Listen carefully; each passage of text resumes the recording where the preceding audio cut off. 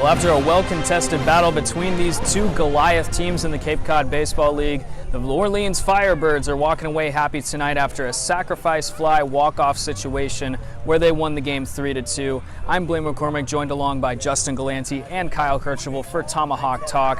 Kyle, this is a game where if you love baseball, you're entertained by this game. I mean, great pitching matchups for both of these teams and a lot of big hits, but the sacrifice fly was the main theme of today. That's what really scored both the Braves runs and the walk-off for the Firebirds. How important is that play in baseball? Oh, well, no disrespect to the Braves offense by any means, but when you look at the Orleans offense, you can see why they have the most runs in the Cape League.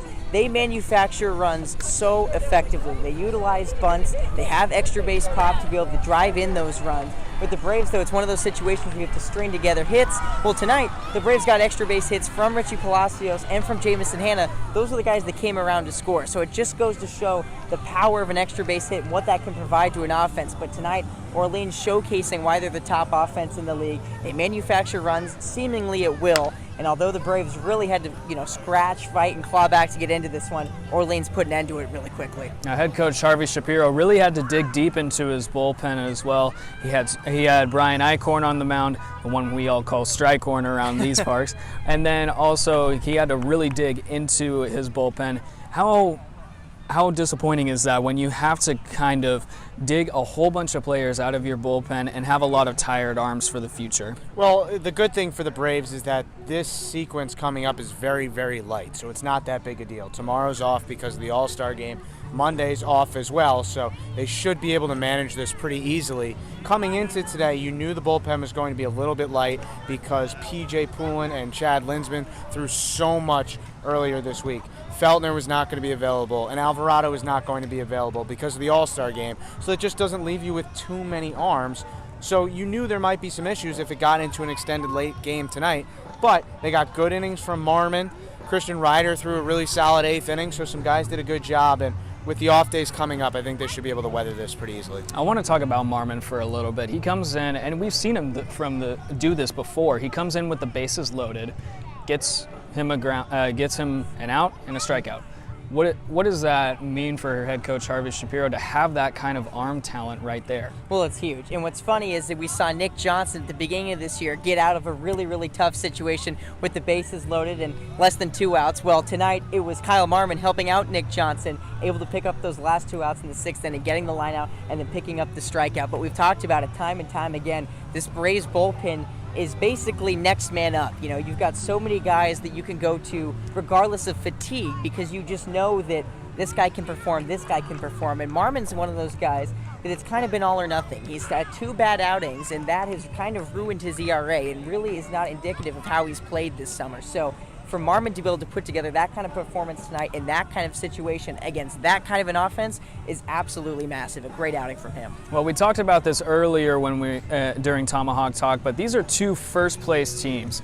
And Bourne was able to hold this Orleans offense, who has been on fire lately, hence their name, the Firebirds, to only 7 hits.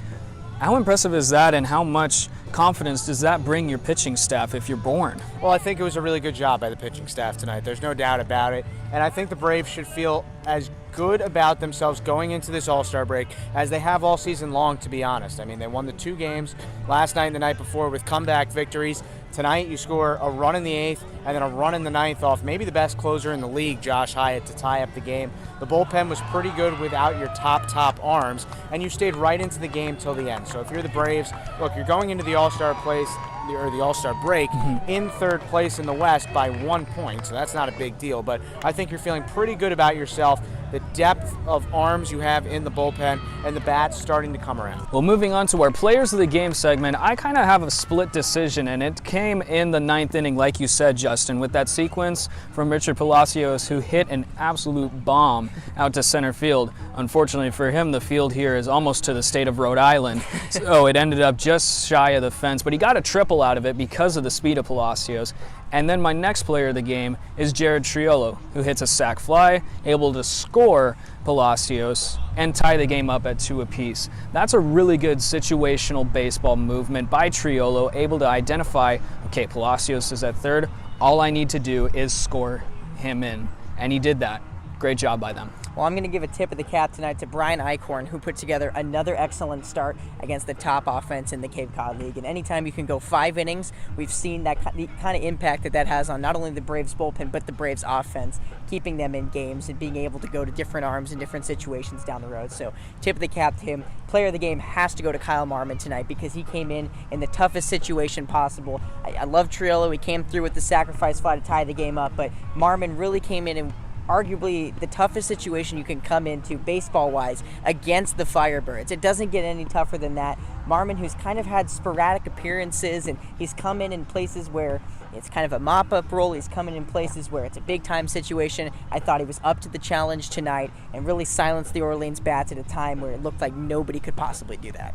Well, I'm going to give a tip of the cap to Marmon for the same reasons you said, so I won't go over them again. But my player of the game is Richie Palacios, and it's kind of a combination award between yesterday and today because his double yesterday in the 5th inning got that four-run frame going and also got the Cotuit starter Jason Billis out of the game. And then tonight, to put together a hit like that and then start an inning where you can score the tying run against Josh Hyatt, the right-handed closer from North Carolina, that's huge. I mean, Hyatt, sans one outing, had not given up a run this year in the Cape Cod Baseball League. He's as close to unhittable as it gets in this summer. So I give Richie my player of the game because when you put together a triple and you give Triolo the situation where all he needs to do is put the ball in play to bring in that run, well, then you get the player of the game. Well, there's positive takeaways from this game from a lot of Bourne Braves, and I think we covered them pretty well here in our Players of the Game segment. We won't have a broadcast for you tomorrow because of the All-Star game, but make sure to stay up to date with our coverage.